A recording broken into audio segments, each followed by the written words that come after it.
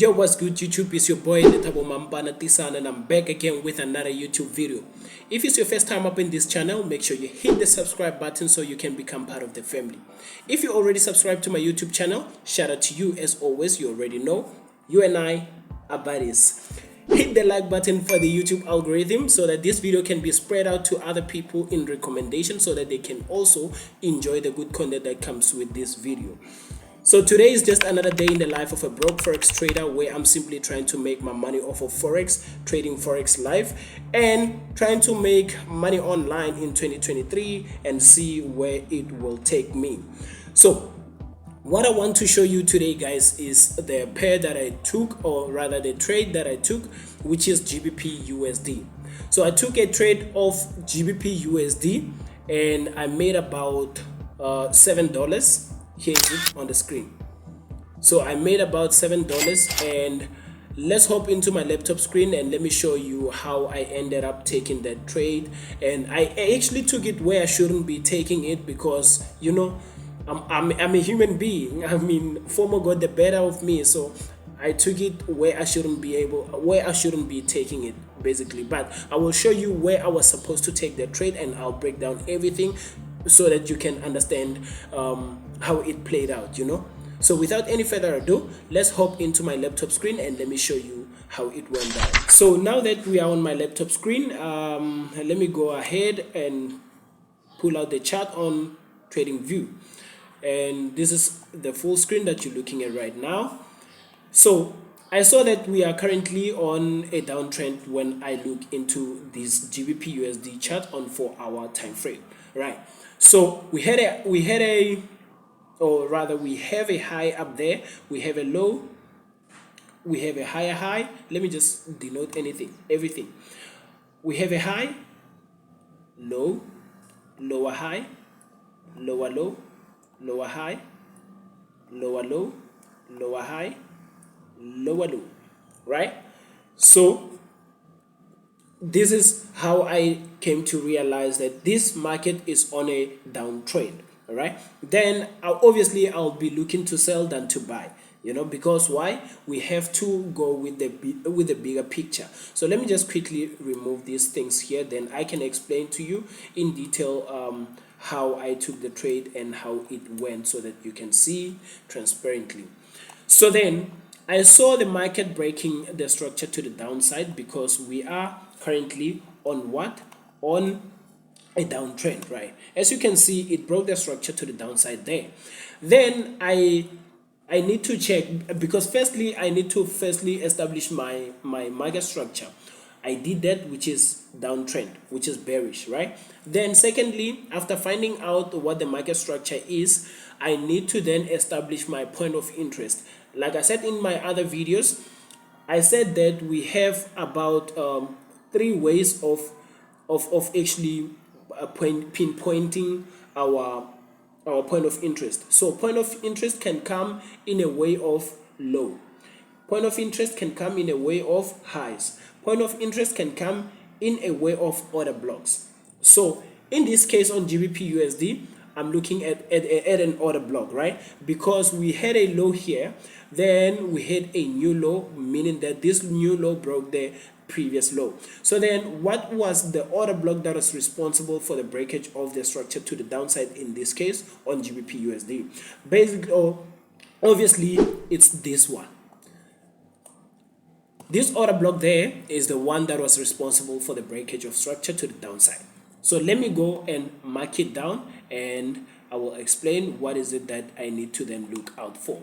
So if you've been following my channel religiously, you should know by now that once we have a point of interest in the form of order block, what we do on 4 hours is to wait for price patiently, or rather is to wait patiently for price to tap into that order block. Then once price tapped into that order block, what we then do? We move to a lower time frame. In this case, we're gonna move to 15-minute time frame. But what I've realized from this trade is that you need to sometimes check what is happening on 5 minutes time frame, because sometimes you might not find what you are looking for on 15-minute time frame, but you might find it on 5 minutes time frame. I'm not sure if I'm making sense. If I don't make sense, or if you don't understand this part, just leave me a comment in the comment section down below and let me know. And as you know by now that I respond to every comment, I will definitely respond to your comment and I will elaborate it further.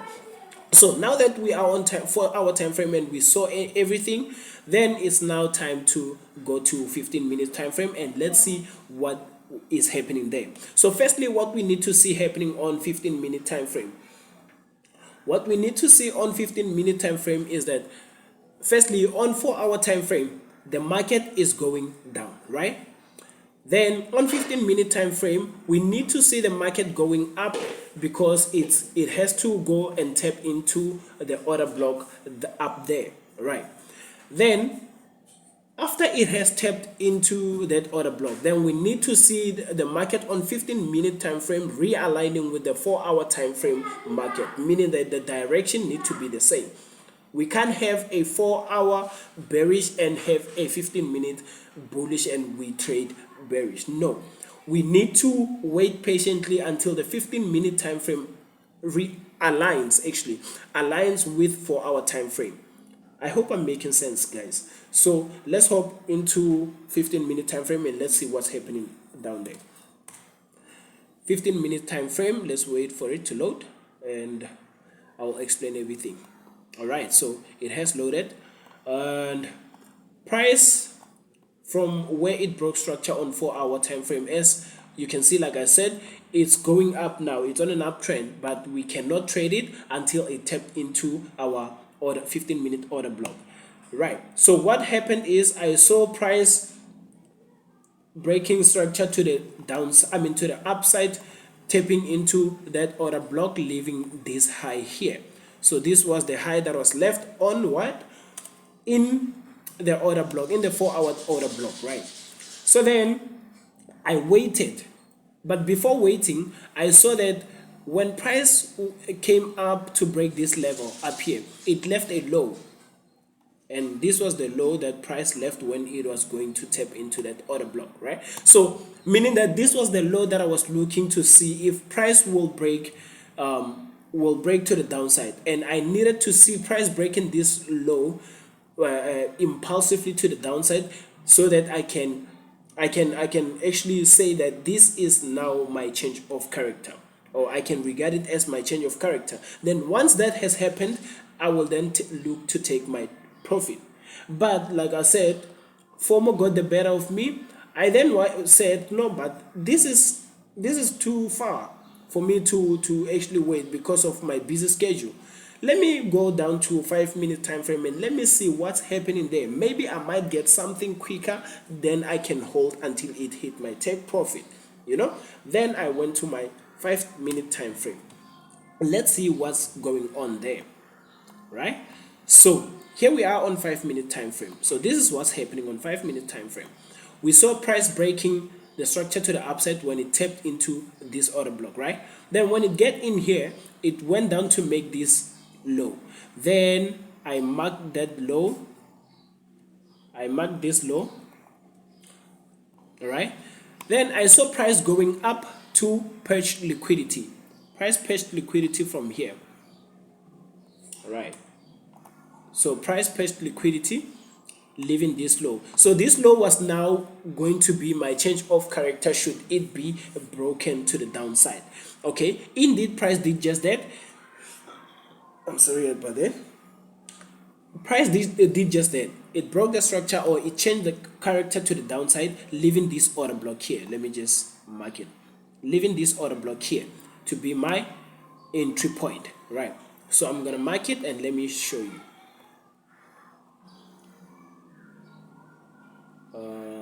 Okay, so this is the order block where I was supposed to take my trade from.